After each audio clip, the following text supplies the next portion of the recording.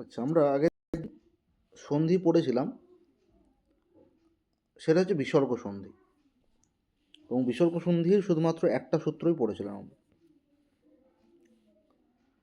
আজকে আমরা দ্বিতীয় সূত্রটা পড়ব। এবার এই যে সূত্র রয়েছে এটার সাথে কিন্তু আমাদের মিল রয়েছে অনেকটা ব্যঞ্জন বর্ণের, যেটা আমাদের কি বলবো যে ব্যঞ্জন সন্ধি, সেটারও কিন্তু মিল রয়েছে। সেই জন্য আমরা আগে বিসর্গ সন্ধিটা পড়ে নেব, তারপর ব্যঞ্জন সন্ধিটা কিন্তু পড়ব। তাহলে আমরা প্রথমেই দেখব এখানে রয়েছে স্টুনা স্টু।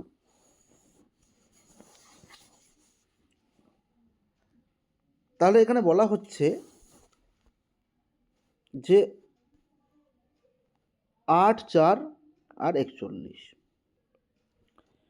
তাহলে অষ্টাধ্যায়ী 8টা যে অধ্যায় রয়েছে সেই 8 নম্বর অধ্যায়ের 4 নম্বর পাদের 41 নম্বর সূত্র এটা।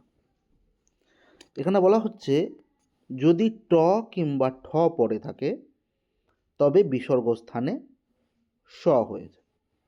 তাহলে মূর্ধন্য স হয়ে যায় মানে হচ্ছে এই যে আমাদের মূর্ধাযুক্ত যে বর্ণ, যেটা মূর্ধাতে উচ্চারণ হয়, সেই মূর্ধন্য স কিন্তু হয়ে যাচ্ছে। তাহলে এখানে যে কন্ডিশন বলছে, যে একটা কন্ডিশন এখানে বলা হয়েছে যে যদি ট কিংবা ঠ থাকে, তাহলে ট কিংবা ঠ কার পরে থাকবে, এটা হচ্ছে আমাদের আলোচ্য বিষয়। যে এখানে তো ডাইরেক্ট বলেছে যদি ট কিংবা ঠ পরে থাকে তাহলে বিসর্গ স্থানে স হবে।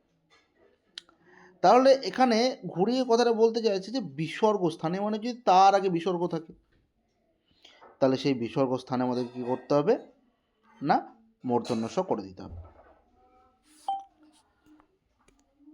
এক মিনিট।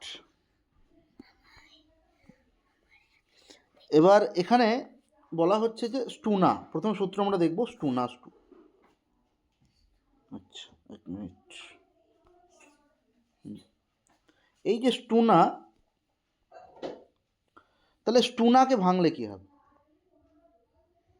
শ্রেষ্ঠা, স্টুনাকে ভাঙলে কি হবে?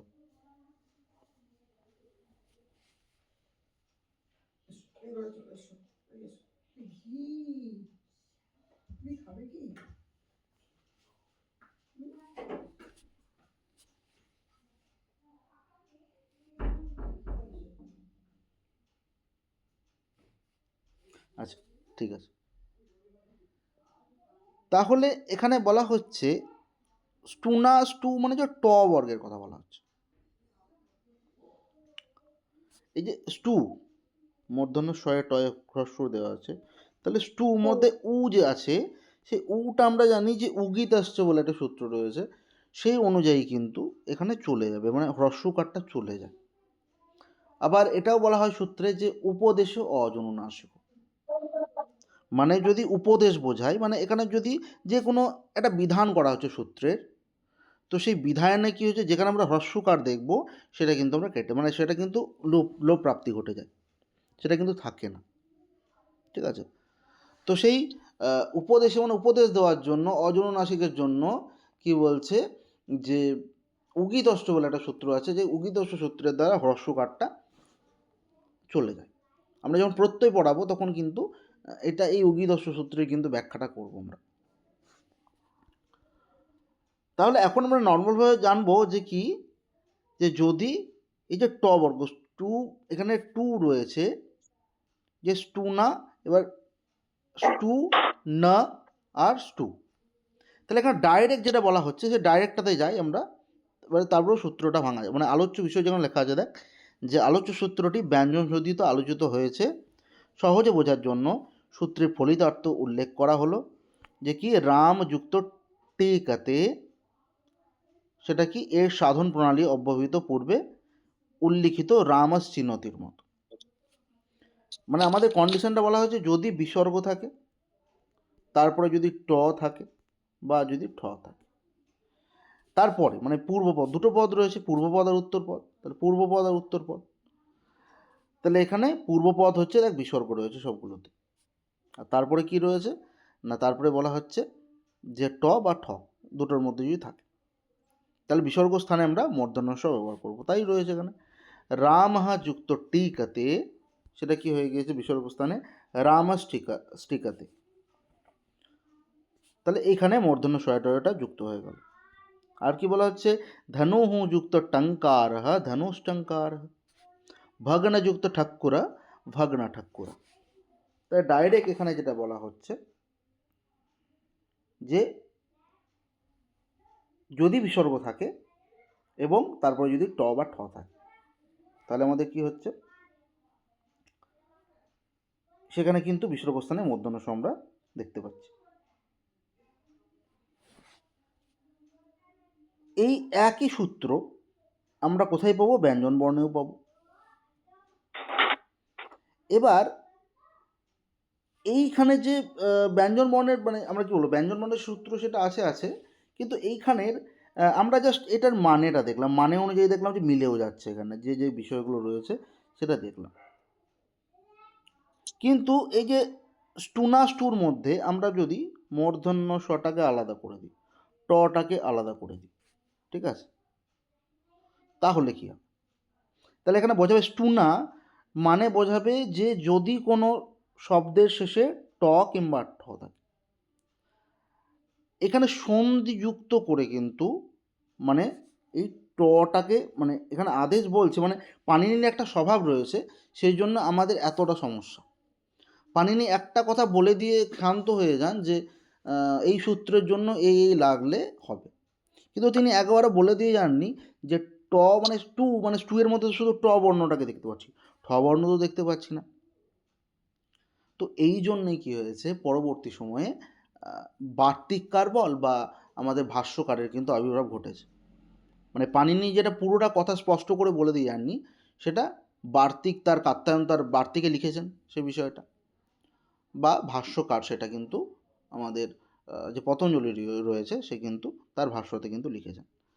তাহলে এটা স্পষ্ট করে উল্লেখিত না হলেও এখানে বলছে যে পাণিনি কিন্তু এটা স্পষ্ট করে না বললেও বার্তিকার কিন্তু পরবর্তী সময়ে এটা সংযোজন করেছেন যে শুধু টকে শুধু গ্রহণ করলে হবে না, টয়ের সাথে কী হচ্ছে, ঠকেও গ্রহণ করতে হবে। এই স্টুনার মধ্যে কিন্তু মনে বলছে মূর্ধন্য ষ তো হয় স্টু, আর টয়ের সাথে ঠটাও কিন্তু গ্রহণযোগ্যতা রয়েছে এই সূত্র অনুযায়ী, মানে এটা আমাদেরকে মনে রাখতে হবে। তাহলে তারপরে যদি কোনো কন্ডিশন আসে তাহলে কিন্তু সেই সূত্রটা কিন্তু ফলিত হবে, তবেই কিন্তু মূর্ধন্য ষটা হবে, নাহলে কিন্তু হবে না। তাহলে সেই জন্য এখানে টয়ের ক্ষেত্রে আমরা মূর্ধন্য ষয়ের প্রভাব দেখতে পেয়েছি এবং ঠয়ের জন্যও দেখতে পেয়েছি। তাহলে এটা হচ্ছে আমাদের মূলত কি স্টু সূত্রের মানে বিষয়। আচ্ছা, এরপরে সূত্র আছে দেখ, বিসর্জনীয়স্য সহ। এটা হচ্ছে 8 নম্বর অধ্যায়ের 3 নম্বর পাদে 34 নম্বর সূত্র। অনেক সময় মানে যেগুলো মেন সূত্র, ঠিক আছে, সেগুলো অনেক সময় কত নম্বর সূত্র বা কত নম্বর অধ্যায় সূত্র বলতে দিতেও পারে, মানে বলতেও পারে যে, বা এটা না দিয়ে বললো যে কত নম্বর সূত্র না দিয়ে বললো ধর কোনটা আগে পড়ে, মানে ডান দিক বাঁ দিক মেলাতে হয়, তো ডান দিক বাঁ দিক মেলাতে মানে আগে সূত্রের এগুলো জিজ্ঞাসা করে নেয় অনেক সময় যে কোনটা আগে কোনটা পরে, কারণ যে হাতে কম্পিটিশন বাড়ছে সেহেতু এখন মানে আগে প্রশ্ন হতো না কিন্তু এখন হতেও পারে। তো বিসর্জনীয়স্যের সাথে বলা হচ্ছে বর্গের প্রথম ও দ্বিতীয় বর্ণ। তাহলে 5টা বর্গ আছে ক চ ট ত প, সেই বর্ণে আমরা যদি বলি ক খ চ ছ ট ঠ ত ত থ, এই যে বর্ণগুলো রয়েছে 5টা বর্গের প ফ, তাহলে এইগুলো বলছে তো দুটো করে গ্রহণ করবো, বর্গের প্রথম আর দ্বিতীয়, এবং শেষে কি থাকবে, মূর্ধন্য ষ থাকবে আর তালব্য ষ থাকবে। তাহলে হ্যাঁ, এবং দন্তের স পরে থাকলে বিসর্গস্থানে দন্তের স হয়। তাহলে এই কন্ডিশন বলছে দন্তের স যদি থেকে যায় তাহলে কিন্তু দন্তের সই হবে। তাহলে প্রথমত কন্ডিশন কি বলছে দেখ, বর্গের প্রথম এবং দ্বিতীয় বর্ণ এবং শেষে মূর্ধন্য স আর তালব্য স, আর পরে যদি দন্ত স থাকে তাহলে দন্ত স্থানটাকে আমরা চেঞ্জ করতে পারবো না, সেটাই কিন্তু আমাদের রাখতে হবে। সেটাই হচ্ছে বিসর্জনীয় স, মানে যেখানে বিসর্জনীয় স মানে হচ্ছে দেখ আমরা শটাকে কেন বলা হচ্ছে, মানে আমরা যদি বলি শয়ে হলন্ত, তাহলে শয়ে হলন্তটাও কিন্তু ইজিক্যাল টু বিসর্গই, কেন বিসর্গ দু ধরনের বিসর্গ হয়, একটা রজাত একটা স্বজাত। যদি আমরা রয় হলন্ত দেখি তাহলে রয় হলন্ত ইজিক্যাল টু যেমন বিসর্গ করবো তেমন হচ্ছে শয়ে হলন্ত ইজিক্যাল টু বিসর্গই করবো। তাহলে সেই মানে সেইটাকে যদি মেনে চলি তাহলে এখানে বলছে দেখ বিষ্ণু, যুক্ত ত্রাতা। তাহলে এখানে যে বিষ্ণু ত্রাতা করা হয়েছে, দেখ বিষ্ণু ত্রাতা করা হয়েছে মানে দন্ত স্বটা কিন্তু ওপরে চলে গিয়েছে। কারণ বলা হচ্ছে এটা একটা সূত্র রয়েছে। কি সূত্র? না শস জুস রু। তাহলে শস জুস রু মানে কি? শস জুস রু মানে হচ্ছে যেখানে রুত্বের প্রাবির্ভাব করে। রুত্ব মানে কি? যেখানে রয়ের হলন্ত থাকবে। সেখানেও আমরা কি হচ্ছে বিসর্গ মানে যে রয়েছে সেটা মানে রু যেটা রয়েছে সেটা রজাত বিসর্গ। মানে দেখ দুটো সূত্র অনুযায়ী কিন্তু হচ্ছে, আমি বলেছি যেহেতু যে রজাত একটা বিসর্গ একটা স্বজাত বিসর্গ, তাহলে এখানে কিন্তু দুটো সূত্র রয়েছে, একটা দেখ শস জুস রু আর একটা হচ্ছে বিসর্জনীয় শস। তো এই দুটো সূত্রের দ্বারাই কিন্তু আমাদের এই বিসর্গটার কিন্তু আবির্ভাব ঘটছে, বা বিসর্গটা কোথাও দন্তের শয়ে হসন্ত রূপে পরিণত হয়ে যাচ্ছে, কোথাও দেখবে ও রেপ আকারেও কিন্তু চলে আসছে। এখানে যেমন আমরা বলি যে সারাহা যুক্ত তীরম, এখানে অলরেডি র কার্ডটা রয়েছে, র কার্ডটা কিন্তু হলন্ত নেই, র কার্ডটা নর্মাল রয়েছে র, তারপর বিসর্গ দিয়ে দিয়েছে। সেই জন্য এই যে বিসর্গটা সেটা স্বজাত বিসর্গ মেনে চলবো আমরা, রজাত নয়। এবার এই যে রজাত নয়, তাহলে এটার জন্য দন্তেশ্বটা চলে আসছে, তার মানে এখানে দন্তেশ্ব চলে আসবে। সেখানে দেখ সারা স্থিরম, দন্তেশ্বয়ের তয়ের দীর্ঘের আগে দন্তেশ্বয় তয় মানে যোগ যোগ হয়ে গেল, সেই জন্য আমাদের কী হয়ে গেলো ষড়স্থিরম হয়ে গেল। তাহলে এটা কী করে হলো যে বিষ্ণু, তারপর ধর বিষ্ণু সু বিষ্ণুস, মানে এগুলো ভেঙেছে, এগুলো কিছু নয়। যেমন বিষ্ণু পদটা দেখ বিষ্ণু ত্রাতা করেছিল তো ওখানে, এবার বিষ্ণু যে মূল পদ, তাহলে বিষ্ণুটা কোথা থেকে এলো? সু থেকে। এবার বলি সু কোথা থেকে এলো আবার? সু হচ্ছে পড়েছে সু ও যশ অমৌটসস টাভ্যাম। হ্যাঁ হ্যাঁ, এবার সু দেখ সুয়ের আমি বলেছি তাহলে উ আছে, হ্রস্ব আছে, তাহলে হ্রস্বটা কোথা থেকে কীভাবে কী হবে?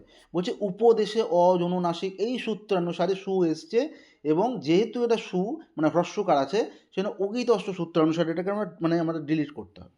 তাই যদি ডিলিট করে দিই তাহলে কি পড়ে থাকবে? শুধু দন্তস্বয় হলন্ত, তাই তো? তাহলে উটা যদি না থাকে তাহলে মূল প্রশ্ন কি থাকছে? তাহলে বিষ্ণুটা না হয়ে কি হবে? বিষ্ণু শুধু বিষ্ণু হয়ে যাবে, তাই না? মানে আমরা জিনিসটা এরকম লিখবো অনেকটা যে বিষ্ণু, তাই তো? কারণ উটা নেই তো, তাহলে উটা নেই তো শুধু বিষ্ণু। তাহলে বিষ্ণুর সঙ্গে যদি দন্ত যুক্ত হয়ে যায় তাহলে কি হয়ে যাচ্ছে? এবার দেখ এখানে বলছে বিষ্ণুস মানে হওয়া উচিত, কিন্তু হ্রস্বকারটা নেই, কিন্তু শুধু যদি দন্ত লাগিয়ে দিই তাহলে হচ্ছে বিষ্ণস হয়ে যাচ্ছে। ঠিক আছে, এবার এইখানে কন্ডিশন হচ্ছে যে বিষ্ণু পদটা কিন্তু পরবর্তী সময়ে থাকছে। দেখ এখানে যেমন আমরা দেখেছি বিষ্ণু ত্রাতা দেওয়া হয়েছে, কিন্তু শুধুমাত্র মানে বিষ্ণু করে ছেড়ে দেওয়া হয়নি। এবার কেন ছেড়ে দেওয়া হয়নি? এটা হচ্ছে কন্ডিশন। বলছে সু তো ঠিক আছে, কিন্তু যখন শুধু শয়ে হলন্ত থাকবে এবং সেটা কোনো শব্দের সঙ্গে যুক্ত হয়ে যাবে, শব্দের পরে যদি বিসর্গ আকারে যুক্ত হয়ে যায় তাহলে কিন্তু উটা কি হয়? উ এর পূর্বরূপ মানে পররূপ হয়। কিন্তু এর পররূপ জিনিসটা কি সেটা আমরা বলবো।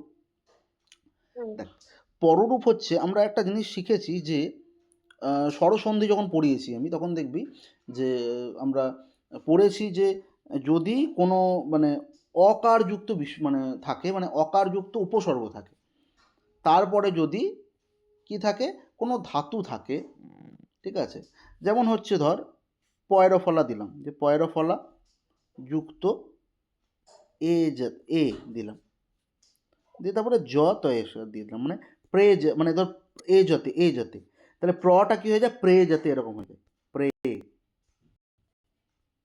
এটা দেখবেন আমরা পড়েছি কিসে? যে পররূপ সন্ধিতে। একটু চেক মানে দেখবি, আমি পড়িয়েছি ওখানটাতে, পিডিএফটাও চেক করবি তাহলে বুঝতে পারবি। সেখানে কিন্তু বলেছিলাম যে এটার কিন্তু মানে পরে যে রূপটা সেটা আগে চলে যায়, যে প্রে যেতে হয়ে যায়।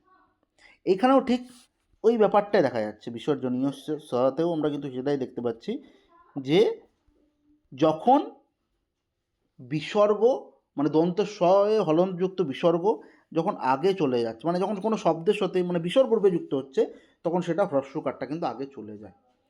এবার এটা কোনো বইয়ে এইভাবে তুই পাবি না, সেটা হচ্ছে কোনো ভাষ্যকারের ভূমিকায় পেতে পারিস সেটা, বা কোনো বাড়তিকারের ভূমিকায় পেতে পারিস। কারণ হচ্ছে পাণিনি, আমি বললাম যে পাণিনি খুব শর্ট করে বলে গিয়েছেন, পাণিনি কোনোদিন পুরো স্পষ্ট আকারে কোনো কিছু বলেন না, সেই জন্যই এত সমস্যা। তো সেই জন্য দেখ বিষ্ণুটা সেই জন্য এলো, এবং ত্রাতা। এবার ত্রাতা যখন করবি, বিষ্ণু ত্রাতা যখন যোগ করবি, তাহলে দন্ত শটা কি হয়েছে, এই ত্রয়ের সাথে যোগ হয়ে গেল, বিষ্ণু ত্রাতা। বা শটটাও সেরকম হলো, সরস্ত্রীরম। তাহলে বিষ্ণু যুক্ত স্ত্রাতা। এবার এইটাকে বলছে, যখন এটা যদি আমি দন্তের সয় হলন্তটা আলাদা করে দিয়ে দিতাম, তাহলে কিন্তু হ্রস্বকারটা আগে যেত না। কিন্তু যেহেতু কোনো বিষ্ণু কোনো পদের সাথে আমি যুক্ত করেছি, সেজন্য কিন্তু মানে এখানে হ্রস্বকারটা কিন্তু আমাদের আসছে। ঠিক আছে, বেশ। এবার হচ্ছে এই যে, আর মূলত এই যে পদটা, এই দন্ত সয় হলন্ত পদটা কিন্তু একটা বিসর্গ আলাদা করেই পদ। কেন, মূল শব্দ কিন্তু বিষ্ণু, মানে একটা যদি বলি আলাদা শব্দ, তাহলে বিষ্ণুও কিন্তু একটা আলাদা শব্দ হয়, যেটা যে শুধুমাত্র উকারটা আলাদা করে লাগানো হয় বা ব্যবহার করা হয়েছে সেটা কিন্তু নয়, মানে সেটা কিন্তু বিষ্ণু পদটা আগে থেকেই রয়েছে। তাহলে সেটা যদি আগে থেকেই থাকে, এটাও যদি মেনে নিলাম যে বিষ্ণু পদটা আলাদা করে থাকলো, তাহলে আলাদা করে থাকলে দন্তস্বটা আলাদা, তাহলে দন্তস্বটা আলাদা মানে হচ্ছে বিষ্ণুযুক্ত বিসর্গ। তাহলে বিসর্গ স্থানে কি বলেছে, যেহেতু স্বজাত বিসর্গ, সেহেতু এখানে কি হয়েছে, পরবর্তী পদে কি হচ্ছে, এই স্বটা যুক্ত হয়ে যাচ্ছে। সেখানে দেখ বিষ্ণু ত্রাতা এরকম হয়ে যাচ্ছে। আর একটা কি বলা হয়েছে, আর একটা কন্ডিশন দা বলা হয়েছে, বলছে খর বসানয় বিসর্জনীয়। এবার এই সূত্রটাই কিন্তু আমাদের কিন্তু আবার দেখ একটু ভাবা করা হবে। তাহলে খর মানে কি বল, খর মানে কোন কোন বর্ণ, খর তো একটা প্রত্যাহার, হ্যাঁ তাহলে খর মানে কোন কোন বর্ণ, খ খ খ দেখ খর লেখা আছে না, খর, হ্যাঁ তাহলে খর মানে কোন বর্ণ,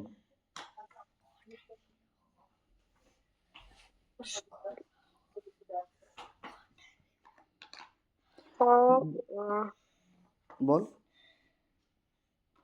ওই তো মাহিষা সূত্রের মধ্যেই তো। হ্যাঁ, মাসূত্রের মধ্যে অবশ্যই দেখবি 11 নম্বর সূত্র আছে, সেখানে কি লেখা আছে, খ ফ ছ ঠ থ চ ট ত ব ক প য় স স স র, আছে না? হুম হ্যাঁ তাহলে এরপরে কি আছে, হল আছে। তাহলে এই যে আমি মানে সূত্রগুলো বললাম, তাহলে দেখ 11 থেকে মানে 13 পর্যন্ত, তাহলে আমরা বলতে পারি খ বর্ণ, মানে আমি দেখ এটা বলছি না, মানে একটু মনে করার চেষ্টা কর যে কি কি বর্ণ আছে। আমি বর্ণগুলোও বলে দিচ্ছি একবার যদিও, যে খ, ফ, ছ, ঠ, থ, চ, ট, ত, আর বটা হবে না, যেহেতু দেখবি 13 নম্বর 11 নম্বর সূত্রে বয়ে হলন্ত রয়েছে, তাহলে হলন্ত আমরা কাউন্ট করি না। আর কি, ক প, ইয়টা আবার যোগ করবো না, কেন, ইয়টাও মানে অন্তস্থ যেটা সেটাও হলন্ত, সেটাও যোগ করবো না। আর তালব্যস্ব, মূর্ধন্যস্ব, দন্তস্ব।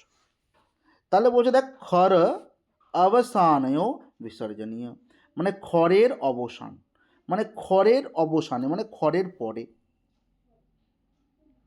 এটা বোঝাচ্ছে। যে এখানে দেখ যে বলেছি যে বিষ্ণু ত্রাতা, তাহলে এই যে বিষ্ণু পদটা আমরা বলছি, তাহলে দেখ এখানে আমরা কি কি বর্ণ বললাম, যে খ বললাম, ফ বললাম, ছ, ঠ, থ, চ, ট, ট, ত, এর মধ্যে কিছু আছে, দেখ 11-র মধ্যে পাবি না, কিন্তু 13-র মধ্যে পাবি। 13-র মধ্যে কি আছে, তালব্যস্ব, মূর্ধন্যস্ব আর দন্তস্ব। এটা 13 নম্বর সূত্র তো, যে স স স্বর। হ্যাঁ তাহলে এই স্বটা মূর্ধন্য স্বটা আসছে তো, তাহলে মূর্ধন্য স্বটা হুম বিষ্ণুর মধ্যে আসছে তো, হুম তাহলে এটা বলছে কি খর বর্ণ। ঠিক আছে, মাহেশ সূত্রে যে 13 নম্বর সূত্র আছে, এখানে মূর্ধন্য স্বরটা মিলে আছে বলে এটা খর বর্ণের মধ্যে পড়ছে।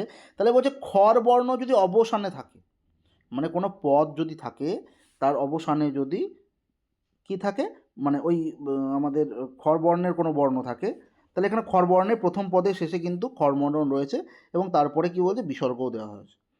তাহলে বলছে খরবর্ণের অবসানে বিসর্জনীয়, মানে বিসর্জনীয় মানে কি, বিসর্জনীয় মানেই হচ্ছে বিসর্গ। তাহলে বলছে যে যদি খরবর্ণের পর বিসর্গ থাকে, তাহলে কি হয়, এটা দন্তেস্ব হয়ে যায়। ঠিক আছে, সেই জন্য দেখ বিষ্ণু স্ত্রাতা, মানে এখানে বিষ্ণু ত্রাতা আমরা কি করেছি, বিষ্ণু স্ত্রাতা,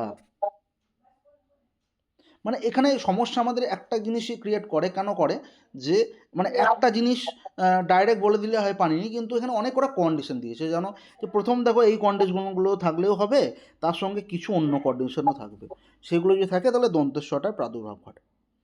তাহলে আমি একটু শর্টকাটে বলে দিচ্ছি। দেখ, প্রথমত হচ্ছে বর্গের প্রথম বর্ণ হোক, দ্বিতীয় বর্ণ হোক, এবং তালব্যস্ব মূর্ধন্যস্ব। দেখ এখানে অলরেডি বলে দিয়েছিল তালব্যস্ব মূর্ধন্যস্ব, কিন্তু আবার ওটা যোগ করেছে কি, কোনটা, যে খর বসান বিসর্জনীয়। এটা কেন বলা হয়েছে, কেন খর বর্ণের মধ্যে বলছে শুধু তালব্যস্ব বা দন্তস্ব পড়ে না, কিন্তু খর বর্ণের মধ্যে খ পড়ে, খ পড়ে, ছ পড়ে, ঠ পড়ে, এগুলোও পড়ে, সেই জন্য কিন্তু এই বিষয়টা কিন্তু বলা হচ্ছে। এবার দেখ, এবার কন্ডিশন বলবি যে আচ্ছা দাদা তাহলে আর একটা কোনো উদাহরণ দাও, কারণ এখানে শুধু বিষ্ণু আমরা দেখলাম, এখানে তো তালব্যস্ব বা মানে মূর্ধন্যস্ব এখানে পেয়ে গেলাম। তাহলে দেখ এখানে হচ্ছে আর একটা কন্ডিশন দিচ্ছি, স্যার। দেখ স্বরও আছে, তাহলে এই যে র আছে, রটা কি, রটা মানে ইয়ে তো খর জাতীয় বর্ণ তো, কারণ স স স র আছে দেখ 13 নম্বরে, তাহলে এটাও হচ্ছে ওই কন্ডিশনে। মানে তাহলে বলছে যে যদি কোনো খ জাতীয় বর্ণ হয় এবং তারপরে যদি বিসর্জনীয় থাকে, বিসর্জনীয় মানে হচ্ছে যদি বিসর্গ থাকে, তাহলে এটা খর বর্ণ তারপর বিসর্গ রয়েছে, তাহলে বলছে রট মানে ওই যে বিসর্গটা সেটা কি হবে, মানে তারপরে যুক্ত হয়ে যাবে, মানে দন্তস্ব হয়ে যাবে, সেই জন্য এখানেও কিন্তু স্বরস্থিরম হলো। ঠিক আছে, তাহলে এটাই হচ্ছে কন্ডিশন। ঠিক আছে, বিসর্জনীয়। তাহলে ওটা কেন স্বজাত বিসর্গ, কেন সেটাও বুঝতে পারবি, যে কেন মানে ধর কোনো জায়গায় উদাহরণ দিল যে তুই বুঝতেই পারছিস না সেটা দন্তের স্বজাত বিসর্গ না এটা রজাত বিসর্গ, তখন দেখবি যে ওই বর্ণটা খর জাতীয় বর্ণ কিনা, কেন খর যেখানে থাকবে, খর জাতীয় বর্ণের সাথে যদি কোনো বিসর্গ থাকে সেটাকে দন্তস্ব জাতীয় বিসর্গ বলেই মেনে নেওয়া হয়। ঠিক আছে, বুঝতে পেরেছি। বেশ। তাহলে এখানে যদি ধর আমরা আবার উদাহরণ দিই, মানে শর্টটা না দিয়ে ধর বললাম যে মানে শর্টটা না দিলে আমরা কি বলবো, যে ধর একটা অন্য উদাহরণ দিচ্ছি দাঁড়া, ধর অফ দিয়ে দিলাম, অফ, অফ যুক্ত তিরম।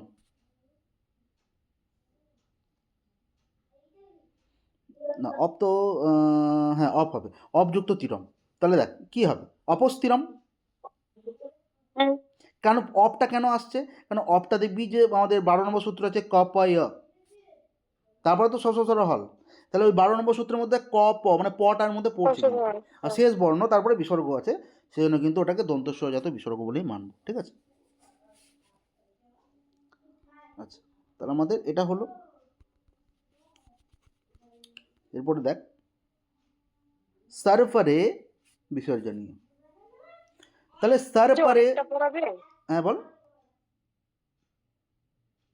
অনেকটা পড়াবে আজকে, না মানে কিছু আছে কি তোর, কিছু আমার শরীরটা খারাপ তো ওই জন্য বলছিলাম। আচ্ছা তাহলে এই সূত্রটা পড়িয়ে শেষ করছি, এই 4 নম্বর সূত্রটা শুধু পড়িয়ে দিচ্ছি। ঠিক আছে, বেশ। তাহলে এরপরে বলছে যে সারপারে বিসর্জনীয়, সারপারে বিসর্জনীয়, তাহলে এটাও বলবো অষ্টাধ্যায়ী 8 নম্বর মানে অধ্যায়ের 3 নম্বর পাদে 35 নম্বর সূত্র। তাহলে সারপারে দেখ, সারপা মানে এখানে যদি তালব্যস্বটা কিন্তু আসছে, তালব্যস্ব, মূর্ধন্যস্ব আর দন্তেস্ব। এবার বলি দাদা তালব্যস্ব তো আমি দেখতে পাচ্ছি চোখের সামনে, ঠিক আছে, দন্তেস্ব আর মূর্ধন্যস্বটা দেখতে পাচ্ছি না তো, এটা মানে আসবে কথার কথা। তাহলে কিন্তু দেখ আগে যে সূত্র পড়ালাম সেই সূত্রতেই পেয়ে যাবি। তাহলে দেখ স্বরপরের মধ্যে কি আছে, তালব্যস্ব আছে তো, তাহলে আমাদের কি লাগবে, আর লাগবে দেখ মূর্ধন্যস্ব লাগবে আর দন্তস্ব লাগবে, তাই তো। আচ্ছা এরপরে কন্ডিশন হচ্ছে দেখ বিসর্জনীয় মানে কি বল, অনুস্বার আর বিসর্গ, না বিসর্জনীয় মানে হচ্ছে বিসর্গ, অনুস্বার বিসর্গ অনুস্বার আর না, বিসর্গ দুটো, না অনুস্বার তো আলাদা বিসর্গটা হয়ে গেল কোথায়? না, অনুস্বার বিসর্গ কি করে হলো একসাথে, শুধু এখানে ভাব যে বিসর্গকে কেন্দ্রভূত করা হচ্ছে বিসর্জনীয় মানে। ঠিক আছে, এবার তাহলে বিসর্গ মানে হচ্ছে আমরা জানি যে একটা স্বজাত বিসর্গ, একটা হচ্ছে রজাত বিসর্গ। তাহলে এখানেও আমাদের কনফিউশন তৈরি হলো। আচ্ছা ঠিক আছে, আমি মেনে নিলাম যে এখান থেকে স্বজাত বিসর্গ গ্রহণ হলো, কিন্তু কি দেখে বলবো এটা স্বজাত বিসর্গ? এটা তো রজাত বিসর্গ হতে পারে। তখনই কন্ডিশন আসবে যে এখানে কি কথা আছে, সর্প আছে, তাই তো? তাহলে সর্প, এই যে প বর্ণ, তাহলে প বর্ণটা কি খরজাত বর্ণ? তো কারণ হচ্ছে ক প, আবার কথা হলো যে ক পাইয়া, তাহলে ক আর প, তাহলে এখানে প এসছে। ঠিক আছে, এখানেও কন্ডিশন হলো, তাহলে এটা মানে মেনে নিলাম। এবার তারপরে দেখ রেখা আছে সর্পরে, আবার র কথাটা রয়েছে, মানে র কথাটা অলরেডি রয়েছে। তাহলে আমরা যদি একদিক থেকে ভাবি, তাহলে র কথাটা যেহেতু অলরেডি রয়েছে, তাহলে র জাত বিসর্গ কোনো মতেই হবে না, সেটা কিন্তু স্বজাত বিসর্গই হবে। এটা একটা কন্ডিশন।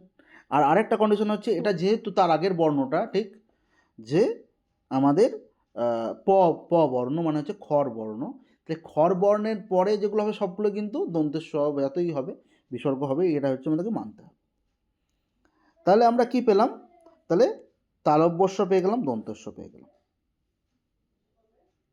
এবার হচ্ছে এখানে দেখ সর্প আছে, সর্পটা ভাঙলে কি হবে?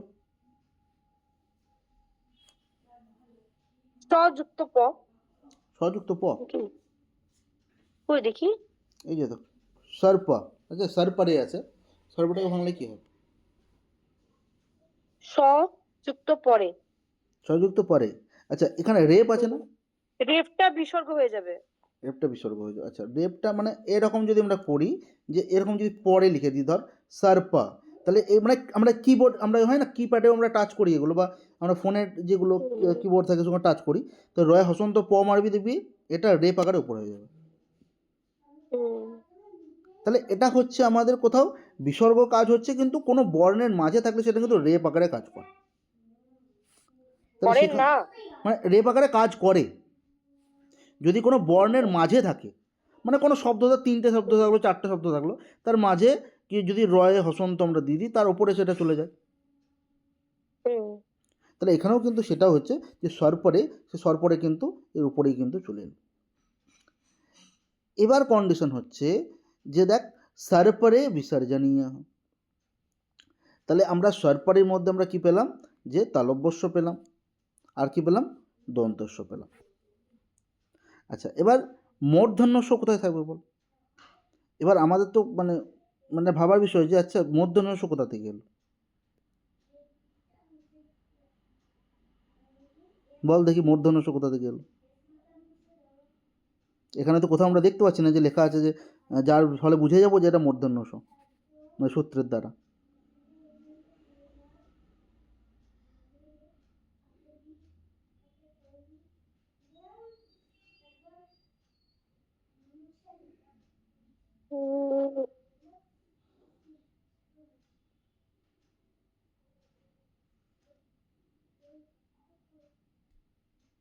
পারবো না। আচ্ছা দেখ, এবার হচ্ছে এখানেও কিন্তু আমাদেরকে ওই মাহেশ্ব সূত্রে কিছুটা হেল্প নিতে হবে। মাহেশ্ব সূত্রে দেখবি 12 নম্বর আর 13 নম্বর সূত্রটা আমরা একটু ফলো করব। তাহলে 12 নম্বর সূত্রতে কি রয়েছে, যে ক প ইয়া, তাই তো? আর 13 নম্বর সূত্রে রয়েছে কি স স সার, একটু লিখে দিই দেখ। হ্যাঁ, ক প, একটা হলো ইয়া, এটা হচ্ছে আমাদের 12, আর 13 হচ্ছে স স স আর র। জাস্ট বোঝার জন্য আমি লিখলাম। তাহলে এটা যে রয়েছে, তাহলে এই বর্ণের মধ্যে দেখ আমাদের কি লাগবে, এই যে স বর্ণটা। তাহলে এই যে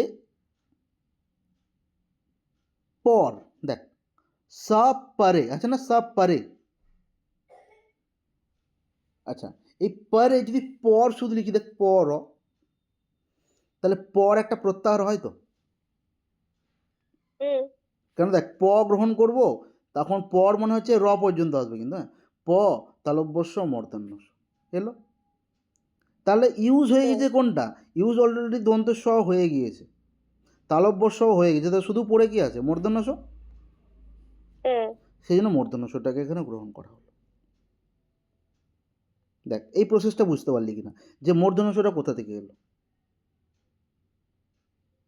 তালবস্যটা কোথা থেকে, আবার বলছি দেখ, তালবস্যটা কোথা থেকে গ্রহণ হয়েছিল, যে তালবস্য অলরেডি লেখা আছে যে স,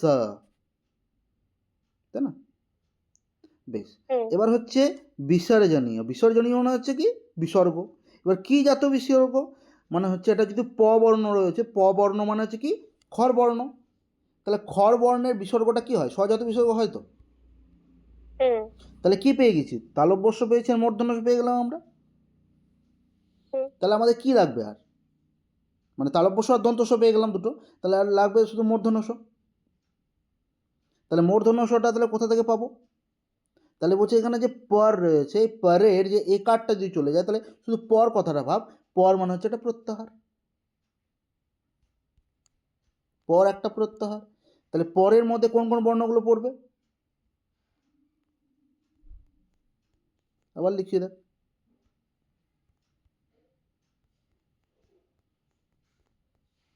আসছে তো কটা বর্ণ, তাহলে ক, প, য়, স, স, স, র। তাহলে পর মানে হচ্ছে কি, এখান থেকে গ্রহণ করব, প থেকে।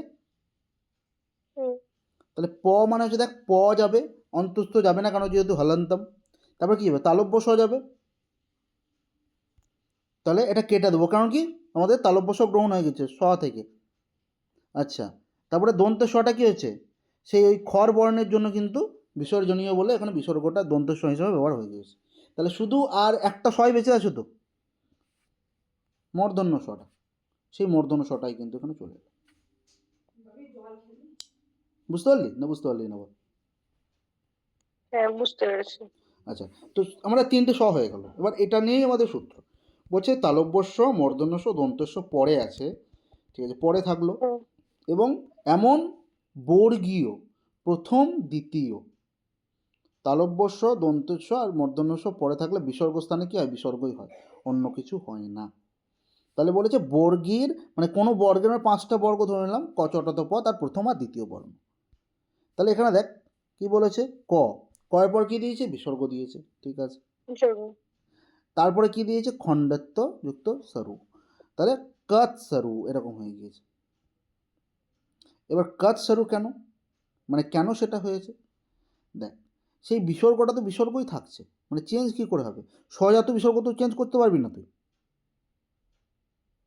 সেখানে দেখ বর্ণের কোনো চেঞ্জ হয়নি, মানে কোনো মানে বিকারই হয়নি এখানে। ক, ক দিয়ে দিয়ে শুধু প্লাসটা উঠে গিয়ে কী হয়েছে, ওটাই চলে এসেছে, কারণ কটা হচ্ছে প্রথম বর্গের প্রথম বর্ণ, এটা একটা কন্ডিশন যে কটা হচ্ছে বর্গের প্রথম বর্ণ, ব্যাস এটা হলো। আর কি হচ্ছে, সেকেন্ড কন্ডিশন হচ্ছে যে দেখ, পরে বলেছে যে মূর্ধন্য ষ থাকুক, দন্ত স থাকুক, আর তালব্য স থাকুক, তাহলে এটা যদি থাকে তাহলে ওইটা কিন্তু বিসর্গটা বিসর্গই থাকে। তাহলে এটা কয়ের পর এটা কি, এটা বিসর্গই তো। হুম এবার তুই বলবি যে তাদের কি জাত বিসর্গ, তাহলে এটা দেখ আমাদের ওই যে আমরা পড়েছি তো যে খাফা চাটা থেকে পড়েছি, তাহলে মাঝেই দিবি বর্ণটা আসছে তো, মানে ক বর্ণ মাঝে আসে তো, যে কাপাইয়া হুম, সা সা সার, আবার আসছে কপাইয়া। চোখে করে তা না। হ্যাঁ, হুম তাহলে আমরা এটা ধরে নিতে পারি যে এটা কি, কি বিসর্গ, মানে তিনটের মধ্যে কি জাত বিসর্গ বল, দন্ত স্বজাত বিসর্গ,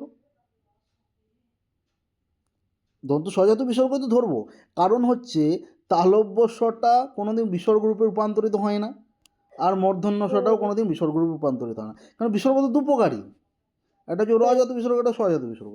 তাহলে নর্মালভাবে বলবো এখানে কি, যে এখানে স্বজাত বিসর্গ ব্যবহার হয়েছে, তাহলে হচ্ছে কাহা, মানে যুক্ত আতসারু, তো কাতসারু এরকম হয়ে যাচ্ছে। আবার দেখ ঘনা ঘনা, ঘনা ঘনা তো আমরা সেরকম দেখছি বিসর্গ রয়েছে, তাহলে ঘনা ঘনাহা যুক্ত শোভনাহা, তো ঘনা ঘনা শোভনাহা, বিসর্গটা দেখ বিসর্গই হয়ে যাচ্ছে, আর কোনো চেঞ্জ হচ্ছে না। তাহলে ঘনা ঘনা শোভনাটা কীভাবে হলো, তাহলে দেখ এখানেও আমরা বলছি, এখানেও কিন্তু তাহলে স্বজাত বিসর্গ রয়েছে, এবং ঘনা হুম ঘনা, তাহলে দন্তন্য শেষে আছে, তাহলে দন্তন্য কোন বর্গের বল বর্ণ,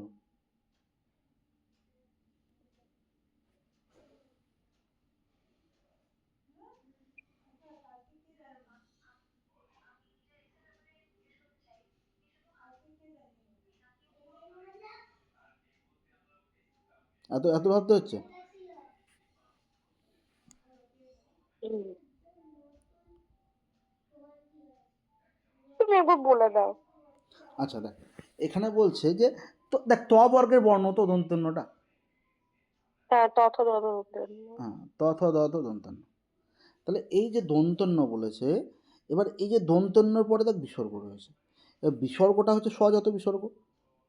হুম এবার তার সঙ্গে দেখ শোভানা রয়েছে, তাহলে শোভানা মানে হচ্ছে তাহলে পরে কি রয়েছে, পরে মানে এটা মূর্ধন্য ষ আছে না দন্ত ষ আছে না তালবস্য আছে, না শোটাকে ভাঙলে কি হয়,